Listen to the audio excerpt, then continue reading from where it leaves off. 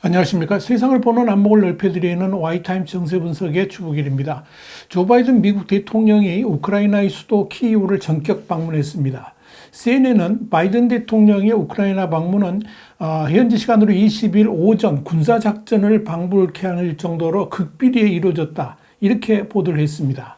CNN에 따르면 이 바이든 대통령 일행이 탄 공군 1호기, 그러니까 에어포스 1은 미국 동부 시각으로 19일 새벽 4시 15분 앤드루스 공군기지를 이륙했습니다. 이 에어포스 1에는 제이크 셀번 국가안보보좌관 등 소수의 수행원, 그리고 기밀 유지 선사와 함께 휴대전화를 빼앗긴 기자들 소수만 동행한 것으로 알려졌습니다. 그러나 출발 직전까지도 백악관 대변인실은 연막을 피우면서 바이든이 우크라이나에 방문할 계획이 없다라고 강조를 했고, 공개하는 일정표에서도 우크라이나 방문을 적시하지 않았습니다. 바이든 대통령은 출발 전날에도 부인 질 바이든 여사와 정상적으로 워싱턴 지역에서 외식을 하는 등 평소와 다름없는 모습을 연출했습니다. 그리고 나서 20일 오전에 키우의 모습을 드러낸 겁니다. 이번 방문과 관련해서 뉴욕타임즈는 바이든 대통령의 에어포스 1은 폴란드에 도착을 했고, 폴란드 국경에서 기차로 10시간 정도 걸려서 현지 시간으로 오전 8시에 키이우에 도착했다라고 보도를 했습니다. 우크라이나 영토에서는 이 러시아의 미사일 공격 위험이 있었기 때문에 그런 거죠. 그동안에 미국 대통령은 이라크나 아프가니스탄 같은 전장에 공개적으로 모습을 드러냈습니다. 그러나 이번 바이든의 키이우 방문은 극도의 보안 속에 새벽 시간에 이루어졌습니다. 그 이유에 대해서 CNN은 미국이 통제하지 못하는 이 활발한 전쟁 지역이기 때문이다, 이렇게 설명을 했습니다. 바이든 대통령이 키이우 방문 동안에 우크라이나 수도 키이우 도심 내에 미국 대사관 부근, 그리고 중앙역을 연결하는 도로 등이 통제되었다라고 우크라이나 신문인 노브스티 돈바스지가 전했습니다. 또 목격자들이 촬영한 영상 등을 토대로 미국 측이 운행 중인 것으로 보이는 SUV 차량이 통제된 도로를 주행하고 있다, 이렇게 전했습니다. 뉴욕타임스는 바이든은 전쟁 1년을 맞아서 가장 중요한 순간에 키이우에 도착했다 그러면서 미국 정부가 여전히 우크라이나 지원에 헌신적이라는 사실을 알리며 또 동맹국들을 안심시키겠다는 의미다, 이렇게 설명했습니다. 뉴욕타임스는 또 바이든의 키이우 행은 조지 W 부시 전 대통령과 버락 오바마 전 대통령이 전쟁이 한창이던 시기에 이라크와 아프가니스탄을 찾았던 일을 떠올리게 한다라고 덧붙였습니다. 또한 바이든의 이번 방문은 지난해 크리스마스 연휴 직전에 볼로디미르 젤렌스키 우크라이나 대통령이 미국을 깜짝 방문한 데 대한 답방 성격이기도 합니다. 당시 젤렌스키 역시 미국 도착 전날까지 일정을 비밀로 유지를 한 바 있습니다. 한편 이 바이든 대통령이 머무는 키이우에는 이날 몇 차례 공습 경보가 울려 퍼졌습니다. 다만 러시아 미사일이나 무인기 공습에 대한 즉각적인 보고는 나오지를 않고 있습니다. AFP-통신은 이 바이든 대통령과 젤렌스키 우크라이나 대통령은 이 공습 경보가 울리는 동안 아무 당황한 기색도 없이 성 미카엘 성당을 걸어 나왔다라고 전했습니다. 뉴욕타임스에 의하면 이 바이든은 21일 오전 안제이 두다 폴란드 대통령을 만난 후에 이날 오후에 바르샤바에서 연설할 예정이었습니다. 키이우 깜짝 방문으로 이 일정이 어떻게 변경될지 여부는 아직 알 수 없다라고 뉴욕타임즈는 전했습니다. 자, 여러분, 우크라이나 국가색인 파란색과 노란색 줄무늬 넥타이를 메고 오전 8시 30분께 마린스키 궁에 도착해서 젤렌스키 대통령을 만난 바이든 대통령은 이 전폭적인 군사 지원 방침을 재확인했습니다. 바이든 대통령은 키이우를 향하면서 발표한 성명에서 러시아의 잔혹한 우크라이나 침공이 곧 1주년을 맞이한다 그러면서 오늘 키이우에서 젤렌스키 대통령을 만나서 우크라이나의 민주주의와 주권, 그리고 영토의 온전성에 대한 변함없고 지칠 줄 모르는 약속을 재확인한다라고 말했습니다.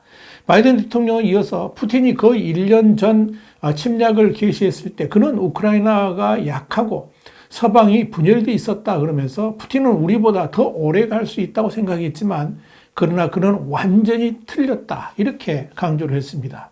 바이든 대통령은 또한 지난 1년간 미국은 대서양부터 태평양까지 걸친 여러 나라들과 전례 없는 군사적, 경제적, 인도적 지원을 위한 연합전선을 구축했다 그러면서 이 지원은 계속될 것이라고 말을 했습니다.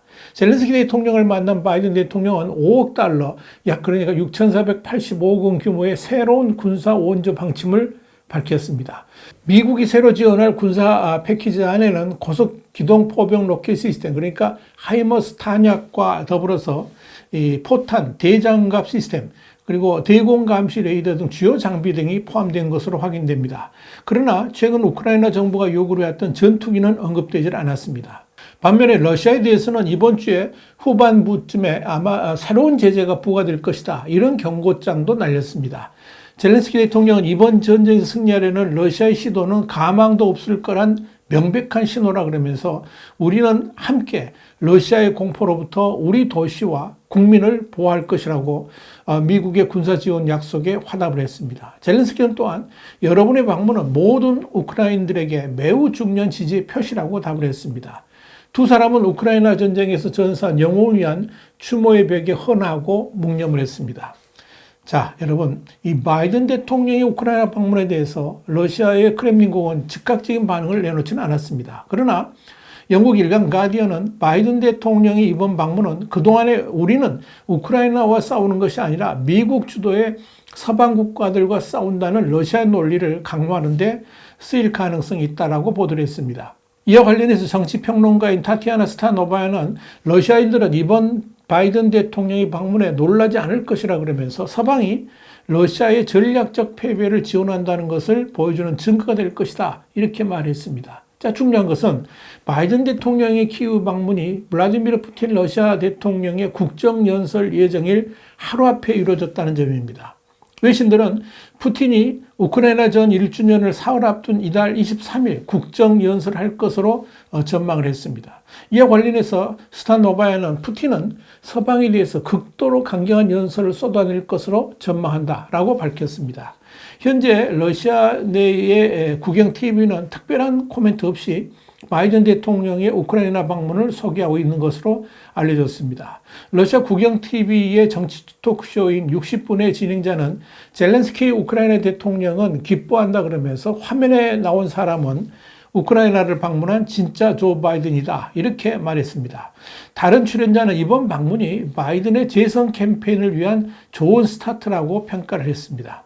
이 바이든 대통령이 우크라이나 수도 키이우를 방문한 바로 그날 중국의 외교수장인 왕이는 러시아로 향하고 있었습니다.